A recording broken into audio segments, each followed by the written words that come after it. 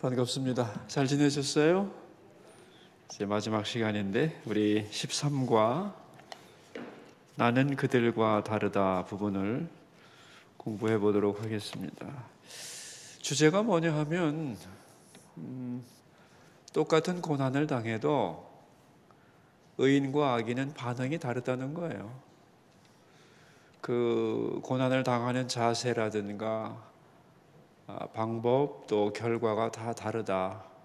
똑같은 고난이지만 전혀 다른 결과를 가져온다는 것이 주제이고요. 우리 165페이지를 펴보시면은 질문을 하고 있죠. 하나님은 왜 코로나 바이러스를 인류에게 주셨을까? 세 가지를 말해놨습니다. 첫째가 뭐예요? 165페이지 두 번째 문단. 첫째, 인간은 악하다는 것을 보여줍니다. 여러분 이거 느끼시나요? 인간의 악에서 온 거다. 어찌됐든 간에 이 뒤에는 많은 악이 숨겨져 있다는 거예요. 그런데 마지막 문단 보시면 왜 보이지 않는 죄가 보이는 질병으로 나타났을까요? 왜냐하면 이게 하나님이 쓰시는 방법 중에 하나거든요. 악이 있을 때 질병을 줘요. 그게 매번 100%는 아니지만 이런 경우가 굉장히 많은 이유가 있어요. 그 밑에 나왔죠. 죄는 영적인 거라 깨닫지를 못한다. 그런데 인간은 자기 몸에 어떤 것이 일어나면 바로 민감하게 깨닫는다는 거예요. 다음 페이지 166페이지 첫째 줄. 인간은 자기 몸은 조금만 아파도 금방 압니다. 보이지 않는 죄에 대해서는 근심하지 않지만 보이는 작은 아픔에 대해서는 민감합니다. 그러므로 질병을 통해 하나님은 우리가 영적으로 얼마나 죄인이며 부패했는가를 보여주는 방식으로 죄가 있을 때 질병을 주는 경우가 많다는 거죠. 그래서 해결책이 뭐냐 하면 두 번째 문단 다섯째 줄에 나와요. 죄에 대한 해결책이 뭐예요? 회개죠? 해결책은 회개입니다. 자, 두 번째 하나님이 이 코로나를 주신 이유가 뭐예요? 인간은 약하다는 것을 보여줍니다. 하루아침에 인간의 삶은 초토화될 수 있다는 거예요. 보이지도 않는 작은 바이러스에 의하여 우리의 삶은 결정적으로 흔들릴 수 있다. 변하지 않는다고? 천만의 말씀. 그런 얘기입니다. 그래서 이 인간은 약하기 때문에 뭐가 필요해요? 다섯째 줄, 세 번째 문단 다섯째 줄. 하나님의 은총이 필요한 존재예요. 그죠? 마지막으로 세 번째는 뭐예요? 하나님께로 돌아오라는 부르심이다. 그래서 네 번째 줄 보면은 그러나 이 말은 하나님과의 거리를 좁혀야만 그랬어요. 인간끼리는 거리가 넓어졌죠. 그죠? 반대로 하나님과는 거리가 좁혀져야만 된다는 거죠. 자, 이제 이렇게 놓고 볼 때 마지막 줄 세 가지예요. 첫째, 우리는 질병의 원인을 바르게 진단하고 있는가? 두 번째, 하나님 보시기에 바르게 해결하고 있는가? 세 번째, 이 질병을 통해 하나님이 하시는 말씀에 제대로 응답하고 있는가? 라고 질문해야 한다. 자, 여러분 제가 질문할게요. 아주 쉽게 이 세 가지를 우리에게 적용해 보면 코로나 전보다 나는 하나님과 관계가 가까워졌는가를 물어보면 돼요. 정확하게. 그런데 대부분은 나는 아닐 거라고 생각을 합니다. 소수는 가까워졌을 거라고 생각해요. 이를 깨닫는 사람들은. 근데 대부분의 사람들은 멀어졌을 거라고 생각합니다. 그러니까 하나님의 의도와 지금 다르게 나간 거죠. 이 세 가지 전제가 맞다면 인간이 악하고 약하고 그리고 하나님께로 돌아오는 부르심이라고 하는 게 맞다면 우리가 이 코로나를 벌써 거의 3년째 경험하고 있는데 이 3년을 통하여 나는 하나님 앞에 가까이 왔어야 된다는 거예요. 그래야 나는 이 코로나를 제대로 지금까지 지내온 거예요. 교회도 그렇고. 그런데 교회와 성도들이 가까워졌겠느냐 하는 거예요. 어떻게 생각하세요, 여러분? 아니, 세상 사람들은 논외로 치고 하나님의 뜻으로 받아들이는 교회는 어떠한가? 성도들은 어떠한가 하는 거예요. 그래서 우리는 진지하게 질문을 해봐야 됩니다. 먼저 여러분, 우리 자신이 나는 코로나 전보다 가까워졌나, 하나님과의 관계가, 그거를 꼭 물어봤으면 좋겠어요. 그래서 우리가 바이러스 두려워하지 말고, 마지막 문단에 나왔죠. 여기 167페이지 첫 번째 문단 마지막 줄, 두려워야 할 대상은 하나님이지 바이러스가 아닙니다 그랬어요. 자, 이런 전제하에서 이제 본론으로 들어가서 세 번째 친구, 욥기 20장이니까 세 번째 친구 소발의 말인데, 지금 소발이 뭐라고 얘기하고 있느냐, 우리 가운데 문단 한번 봐요. 욥기 20장은 세 번째 친구 소발이 욥에게 하는 말입니다. 요지가 2절에 나옵니다. 내 중심이 조급함이니라. 지금 고통당하고 있는 사람은 욥인데 왜 소발이 초조해 할까요? 자, 밑에 있는 성경 구절을 읽어봐요. 그러므로 내 초조한 마음이 나로 하여금 대답하게 하나니 이는 내 중심이 조급함이니라. 내가 나를 부끄럽게 하는 책망을 들었으므로 나의 슬기로운 마음이 나로 하여금 대답하게 하는구나. 자, 이게 무슨 말이냐면은 나는 슬기롭다는 거예요. 소발이 생각할 때 나는 굉장히 똑똑한데 잘못이 없는데 욥이 나를 책망한다는 거예요. 욥이 나를, 그래서 마음이 급해졌다는 거예요. 자, 이 말을 지금 소발이 한 거 아니에요, 그죠? 왜 이런 말을 할 수 있느냐 하면은 욥의 입장은 전혀 생각하지 않기 때문이에요. 다시 말하면 자기가 욥을 보는 자기의 관점으로 욥을 평가하는데 욥은 그 평가를 받아들이지를 않고 있는 거잖아요, 그죠? 내가 욥을 판단하고 있는데 욥은 거기에 동의를 안 해. 그러니까 욥이 나를 무시한다고 생각하는 거죠. 이게 나를 무시하고 책망하고 말을 안 들어? 그러니까 자기 마음이 어떻게 됐다는 거예요? 급하게 됐다는 거예요, 그죠? 그 증거가 다음 페이지에 나오죠. 168페이지 첫째 줄에 보시면 여기에 나라고 하는 말이 7번이나 나온다는 거예요. 그러니까 소발은 자기밖에 모르는 사람이라는 거죠. 욥을 위로하러 왔지만 욥에게는 관심이 없어요. 그는 오직 나만 생각하고 자기 논리에 갇혀서 욥을 판단했습니다. 그런데 자기 말을 수용하지 않으니까 공격받았다고 해서 화가 난 것이지요. 그래서 초조해졌습니다. 그러니까 우리가 생각하는 초조 개념이 아니죠, 그죠? 화가 나서 마음이 급해졌다는 얘기죠. 그래서 이제 그 소발이 초조해져서 한 일이 뭐냐 하면은 두 번째 문단이에요. 화가 나서 어떻게 했어요? 욥에 대하여 악담을 퍼붓는 거예요. 악담을. 근데 어떤 악담을 퍼붓느냐는 거예요. 여러분, 악인에게는 형벌이 있다, 고난이 있다고 한다면 그러면 형통할 때는 악인이 아니었다는 건가? 그런 말을 할 수 있잖아요. 그러니까 욥이 과거에 잘 나갔었잖아요. 동방제일의 부자였고 뭐 그렇잖아요, 그죠? 그럼 그걸 어떻게 합리화할 거냐, 설명할 거냐? 거기에 대한 구절이 바로 성경 구절이에요. 같이 읽어봅시다. 그는 비록 악을 달게 여겨 혀 밑에 감추며 아껴서 버리지 아니하고 입천장에 물고 있을지라도 그랬어요. 자, 그 밑에 줄 읽어보면 되겠죠. 12절 13절에 의하면 악을 감추고 있기 때문에 몰랐을 뿐이지 그때도 역시 악인이었다고 소발은 말했습니다. 자, 지금 욥은 죄를 졌기 때문에 벌을 받고 있는 거잖아요, 그죠? 그럼 과거에 욥이 잘 나간 건 뭐지? 여기에 대하여 설명하는 거예요. 과거에 욥이 잘 나갔던 이유는 뭐예요? 악을 교묘하게 숨겼기 때문이다, 그런 얘기예요. 자, 우리 다음 문단을 보시면 돼요. 168페이지 마지막 여기 문단. 왜 이런 말을 한 것일까요? 자, 같이 읽읍시다. 욥의 과거 행복은 악인의 잠시 동안의 형통이었다는 것입니다. 욥이 과거에 가장 화려했다가 지금 가장 비참하게 된 이유는 그가 그만큼 자기 죄를 잘 은폐한 교활한 악인이었기 때문이고 그 결과 크게 망했다는 것입니다. 이것은 욥의 과거를 완전히 부정한 말입니다. 이로써 2라운드가 끝납니다. 기가 막히죠? 자기 생각에 붙들려서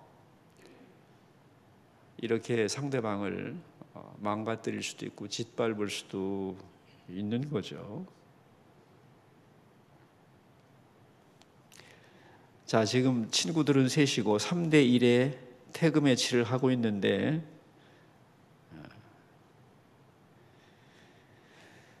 우리 169페이지를 보겠습니다.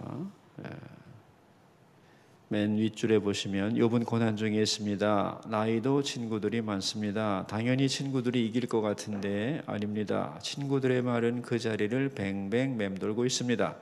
반면에 욥은 갈수록 더 깊은 것을 말하고 갈수록 더 침착해지고 위대한 신앙을 고백합니다. 이게 어떻게 가능할까요? 대답이 그 다음 문단에 있어요. 자, 우리 아주 중요한 내용이니까 세 번째 문단을 같이 읽읍시다. 우리 욥은 고난이 자기 문제이기에 너무나 절박해서 하나님께 나아가 매달렸습니다.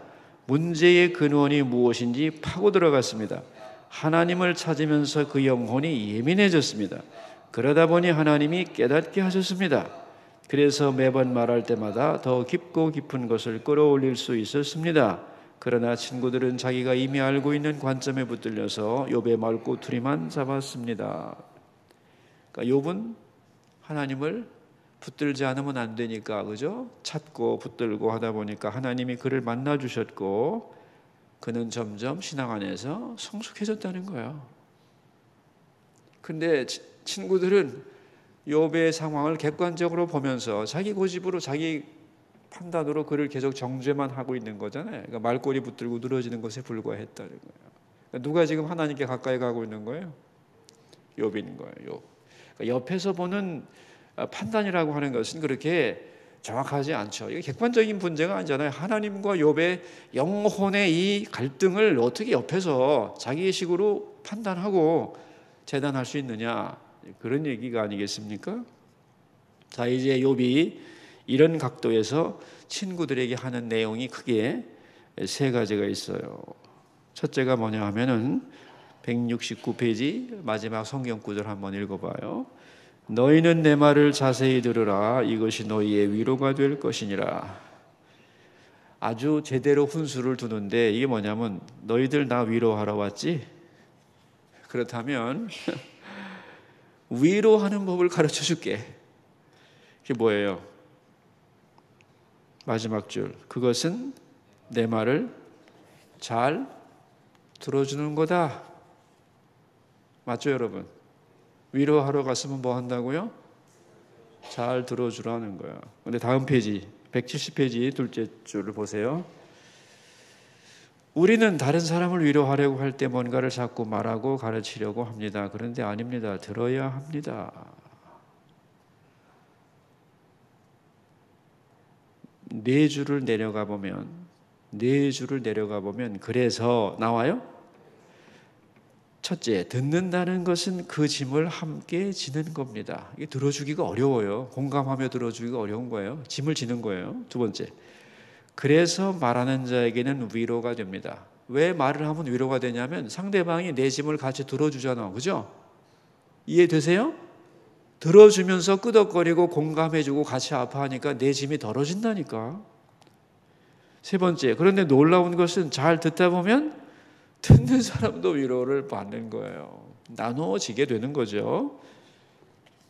그래서 욥이 가르쳐 주는 거예요. 야, 나를 위로하러 왔으면은 위로하는 법 가르쳐 줄게.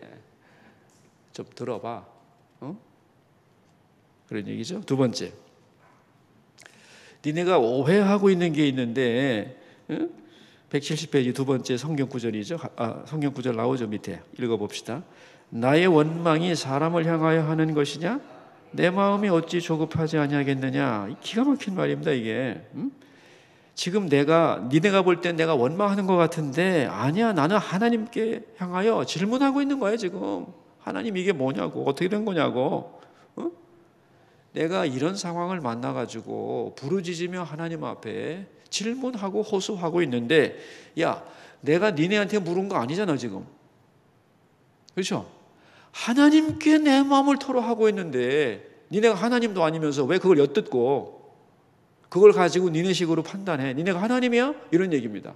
여러분, 이런 일이 굉장히 많아요. 그죠? 그러면 안 돼요. 지금 나한테 질문한다면 내가 대답을 해야지. 근데 나한테 질문한 게 아니라 욥이 너무 힘드니까 하나님 앞에 울면서 하나님 어떻게 하면 좋습니까? 라고 하는 걸 보고 제가 말이죠. 내가 들어보니까 믿음이 없는 소리를 하네. 저거죠. 저거 회개도 안 하고 저거 벌 받아 마땅하지. 이렇게 말하면 안 된다는 거지. 욥이 얼마나 논리가 정확합니까? 그죠? 밑에서 셋째 줄 보면 나오잖아요. 그런데 그 말을 듣고 욥이 믿음이 없어 회개하지 않네. 교만하구나 하며 판단하고 정죄하지 마라. 내가 하나님께 하는 말을 가지고 왜 시비하느냐? 너희가 하나님이냐? 그러니까 어떤 사람이 하나님을 향하여 질문하고 눈물 흘리는 것을 보고 판단하고 시비 걸고 정죄하고 그런 짓을 해서는 안 된다는 거예요. 자, 세 번째 얘기가 뭐냐면 171페이지 보면은 이제 욥이 친구들의 논리를 공격하는데 악한 사람이 망한다고 그랬지만 아니라는 거예요. 현실을 보라. 여러분, 현실을 보면 말이죠. 세상을 보면은 악한 사람은 다 망하냐? 어린 반푼어치도 없는 얘기예요. 잘 되는 사람도 많고 그것도 끝까지 죽을 때까지 자손 대대로 잘 되는 악인도 부지기수라는 거예요. 맞죠? 그렇습니다. 뭐 우리 생각대로 뭐 악한 짓 하면 바로 뭐 1년 후에 벌을 받고 이런 거 없어요. 찾아보기도 어려울 것 같이 그런 게 잘 안 나타나요. 자, 우리 성경 구절을 읽어보면 되겠죠. 171페이지 성경 구절. 그러할지라도 그들은 하나님께 말하기를 우리를 떠나소서 우리가 주의 도리를 알기를 바라지 아니하나이다. 전능자가 누구에게 우리가 섬기며 우리가 그에게 기도한들 무슨 소용이 있으랴 하는구나. 이 악인들이 이런다는 거예요. 왜? 악을 행해도 뭐 살아가는데 지장 없다는 거예요. 그러다 보니까 하나님이 어디 있어? 나 하나님 안 믿어도 돼? 라고 건방진 소리를 왈왈 한다는 거예요. 그래서 그 밑에 문단 넷째 줄 보시면 끝에 이렇게 나와요. 그런데 그들은 멀쩡합니다. 찾으셨어요? 줄 치워요 이제. 그러므로 내가 악인이기 때문에 망했다는 말은 틀렸다는 것입니다. 끝까지 망하지 않는 악인들이 세상에는 더 많기 때문에. 그죠?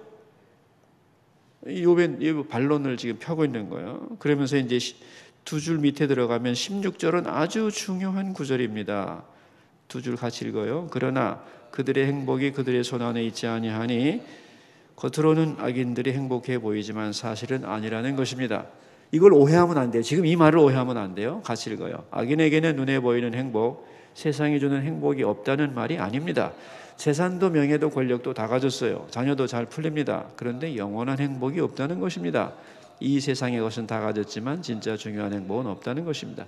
여러분, 우리가 오해하면 안 되는 것은 뭐냐 하면 악인은 불행하다고 함부로 말할 수 없다는 거예요. 그죠?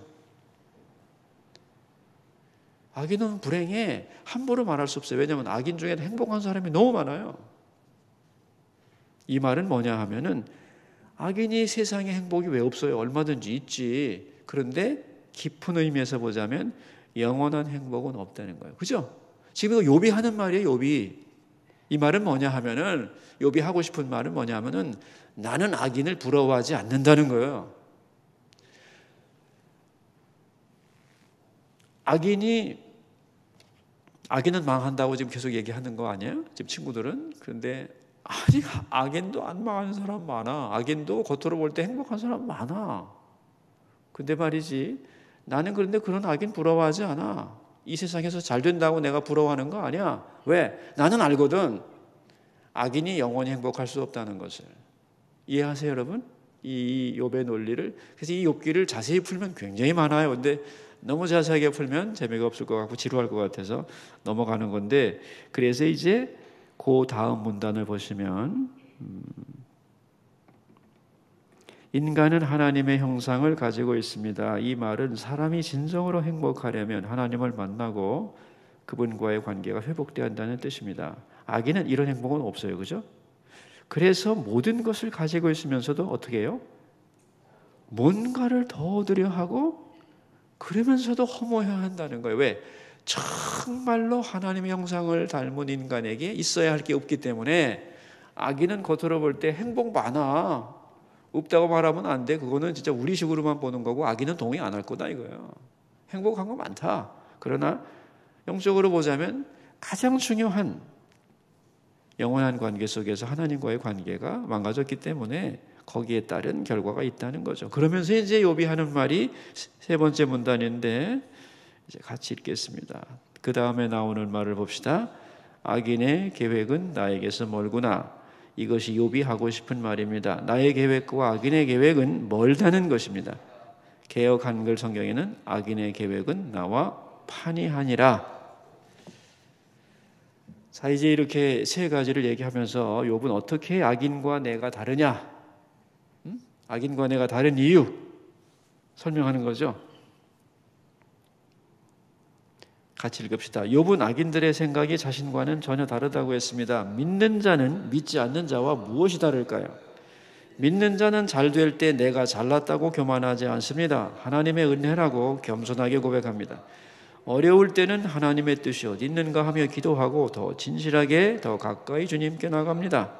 그래서 아우구스티누스는 하나님의 사람은 잘 되면 하나님의 은혜로 돌리고 안 되면 내 잘못으로 돌린다라고 말했습니다. 여러분은 어떠세요? 아우구스틴이 한 말 인정해요? 잘 되면 어떻게 된 거예요? 하나님 은혜다. 안 되면 내가 뭔가 문제가 있나 보다. 정확한 거예요. 근데 악인들은 어떻게 한대요? 그 밑에 줄. 악인은 어떨까요? 잘 되면 내가 잘나서, 안 되면 남의 탓, 더 힘들면 하나님 원망, 믿지도 않는 하나님을 원망한다는 거예요. 자, 마지막 두 줄 읽어요. 욥은 이렇게 말했습니다. 나는 악인과 다르다. 악인은 고난을 만나면 하나님을 원망하며 떠나고 낙심하며 쓰러지지만 나는 그렇지 않다. 이 고난 속에서도 하나님의 은혜를 고백한다. 하나님 앞으로 더 가까이 나가고 있다. 이 고난 속에도 하나님의 뜻이 있음을 알고 낙심하지 않는다. 이것이 크게 다른 점이다. 감동입니다. 감동. 그래서 하나님 믿는 사람도 고난 당하죠. 안 당하지 않습니다만은, 그러나 고난의 겉모습은 같아도 그 내용과 자세와 태도와 결과는 아주 다른 거다. 그것을 우리가 이해하셔야 해요. 그리고 나를 보고 다른 사람을 봐도 그렇다, 그런 얘기입니다. 고난이 똑같이 오는 것 같지만 받아들이는 자세가 다 다르다. 자, 우리 기도하기 한번 읽어볼까요? 사랑하는 하나님, 모든 사람이 똑같이 고난을 당합니다. 그러나 고난의 목적과 그것을 대하는 자세와 그 결과는 사람마다 다릅니다. 우리로 하여금 고난 속에 들어있는 하나님의 음성을 듣게 하소서. 그리고 바로 응답하게 하소서. 그래서 고난을 통해 이루려는 하나님의 계획이 다 성취되기를 기도합니다. 특별히 하나님의 자녀들이 악인의 형통을 부러워하지 않게 하소서.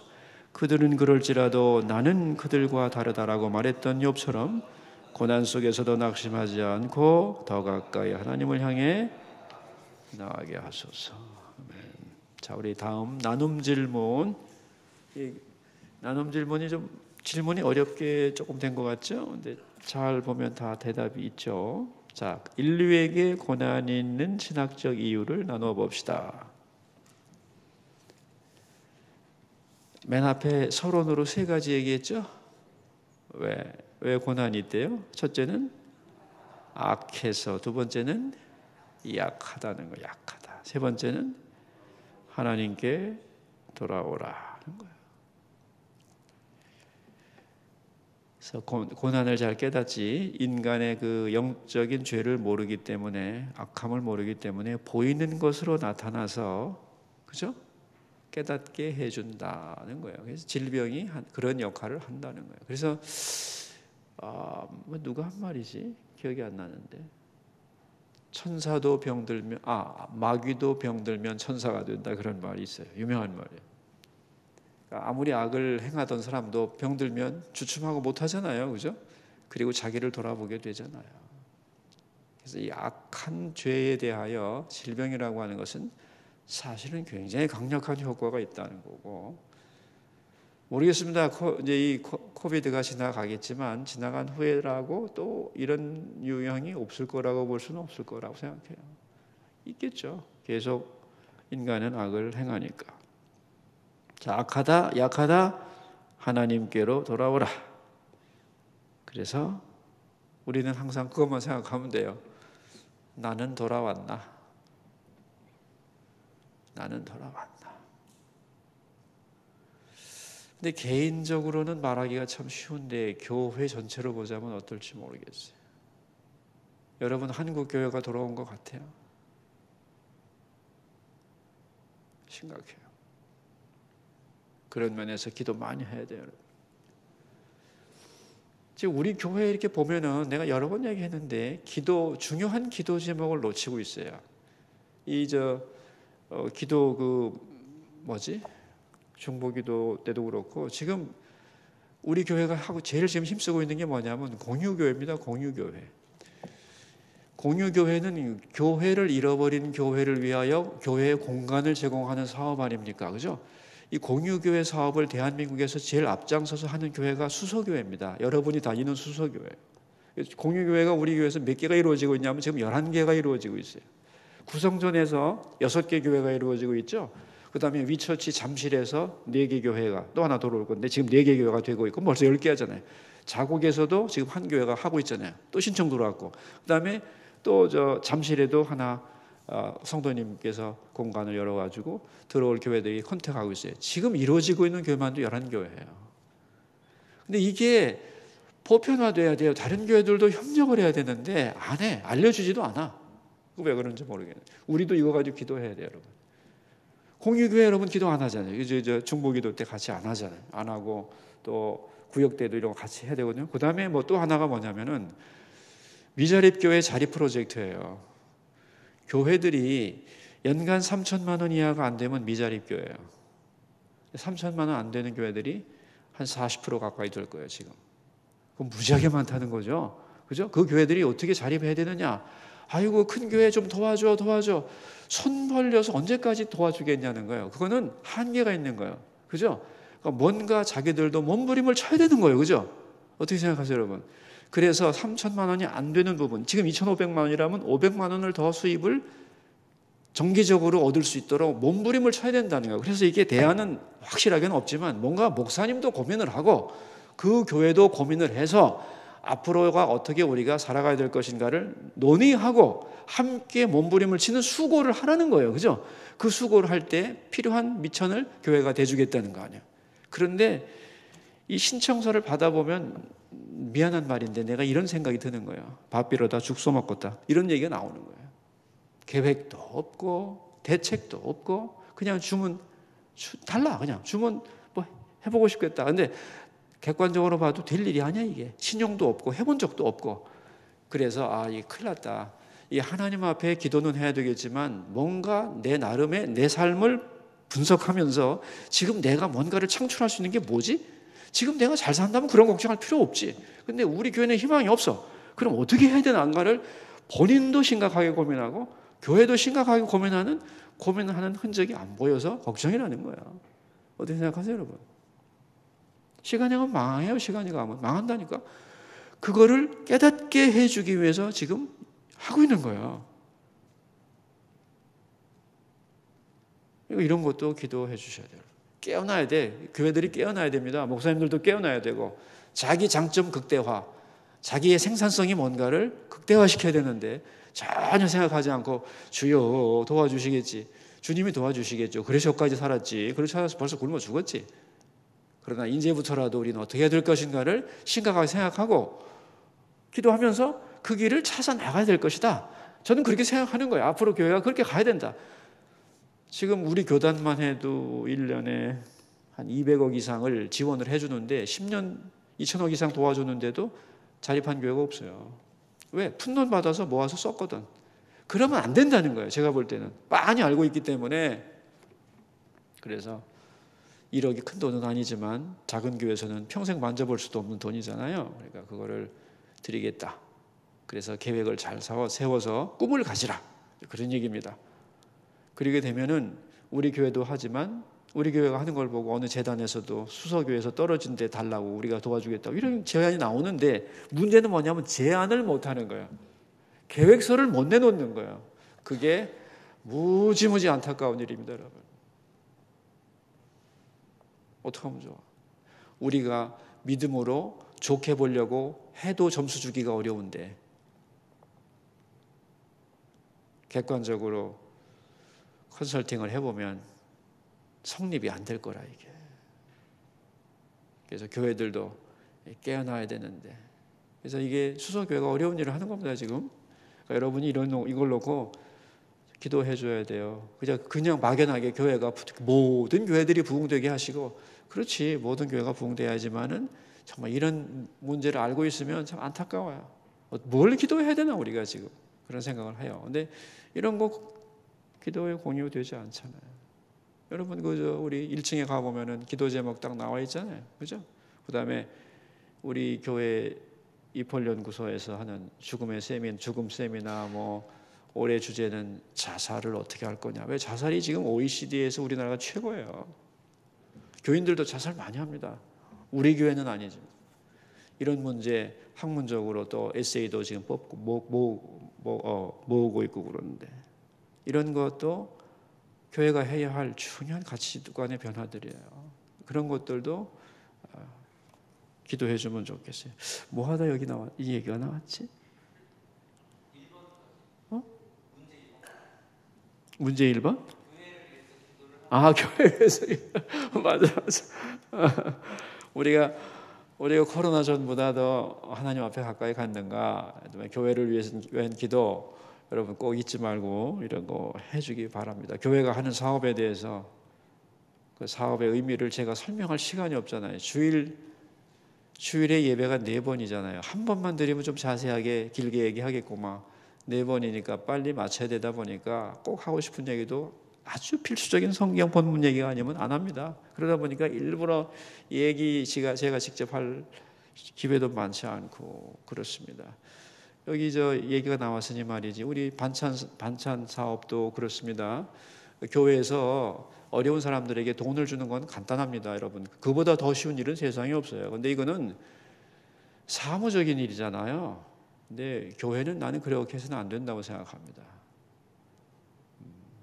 봉사하고 쓰더라도 우리의 사랑과 은사가 담겨 있어야 되는 거예요. 앞으로 지금 홀로 사는 사람들 많고 밥을 사 먹는다는 게 이게 쉬운 일이 아니에요, 여러분. 앞으로 물가도 오르겠지만 또 어려운 사람들이 혼자 계속 먹으러 나갈 수도 없고, 그래서 우리 교회 우리 여자 성도님들 얼마나 많으세요. 여러분들 다 하나하나가 가정주부로서는 베테랑 아닙니까? 그죠? 벌써 몇십 년씩 된 분들 아니에요. 그러면 내가 볼 때는 이렇습니다. 내가 볼 때는 반찬 한 가지는 잘할 거야. 100가지는 몰라도 콩조림 하나는 잘할 수 있고 멸치볶음 하나는 끝내줄 수 있는 사람들이 많다는 거예요. 그런 사람들이 자원해서 한 가지씩만 해라. 교회가 돈 줄 테니까. 그래서 한 가지씩 납품을 하고 이거를 이제 평가하는 팀에서 메뉴를 만들고 메뉴를 구성하면 이거 누가 이번에 이 메뉴를 할까? 이번에 장조림은 누가 한번 하실래요? 그럼 내가 한번 할게요. 그래서 교회에서 수령해 가다가 자기 나름대로 장조림을 만들어서 납품하면, 그런 거 5가지 가지면 이렇게 한 팩이 되잖아요. 그래서 만나처럼 매일 하나씩 주면 일주일에 한 번만 줘도 아껴 먹는 사람은 이틀 먹을 거고 밥은 지가 해 먹으면 되잖아요. 쌀은 다 있고 전기밥통 좋은데 이렇게 해서라도, 그렇죠. 그런데 반찬집에 가면 한 사람이 다 하기 때문에 막 그 맛이야 똑같아. 근데 우리는 안 그렇지, 그죠? 이 재능이 쨍쨍한, 그 다음에 기도하면서 하는 이 솜씨 좋은, 어떻게 생각하세요? 나는 가능성이 충분한데. 그리고 교회가 얼마든지 대주겠다 그 아닙니까? 금액은. 그러니까 내가 지속 가능하잖아요.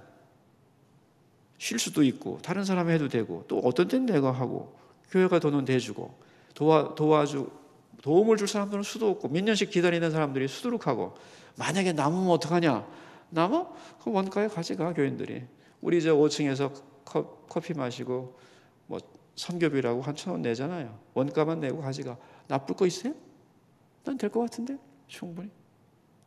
그렇게 해서 하자고 하는 사업인데 이게 2년을 끌고 있는 거예요. 2년 동안 못하고 있는 거예요. 왜냐하면 공감대가 형성이 안 돼요. 이게 나는 간단한데, 내가 볼 때는. 근데 쉽지는 않겠지 물론. 그렇지만 이제 올해는 추진하기로 했잖아요.